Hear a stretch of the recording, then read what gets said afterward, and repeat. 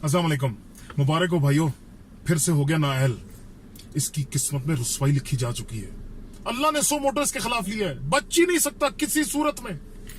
Supreme court जिंदाबाद, chief justice साहब जिंदाबाद। इस मुल्क के एहसासात को आपने समझा है, जो महरूमियां हैं उसका एहसास है आपको।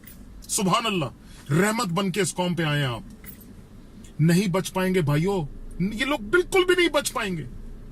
अब हमारा फर्ज यह बनता है कि जो अदालतों और इस मुल्क के इदारों के खिलाफ एक अवाम के अंदर ये गलत तासुर फैला रहे हैं, हम उसके खिलाफ भी जंग करें और हम एक हों, ताकि इन जैसे नासूरों को इस माशरे से खत्म कर सके।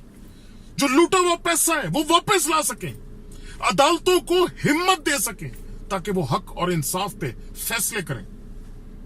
ये जो फैसला आज आया है, इसका असर हमारे जहांगीर तरीन साहब पे भी हुआ, लेकिन हम नहीं बोलेंगे क्यों निकाला।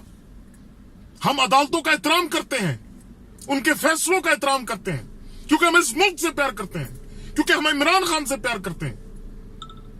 अगर कोई तारीकियों से इस मुल्क को निकाल सकता है तो याद रखना भाइयों, वो अदालतें हैं। इंसाफ, जिस माशरे में इंसाफ होता है वो माशरा तरक्की करता है, इज्जत कमाता है। और इंशाअल्लाह हमारा तरक्की और इज्जत कमाने का वक्त आ गया है। मैं बता दूं, अदालतों के साथ खड़े हो, मजबूत करो उनको, ताकि वो चोरों, लुटेरों, कातलों के खिलाफ हिम्मत से फैसले करें और इनको सजा मिले।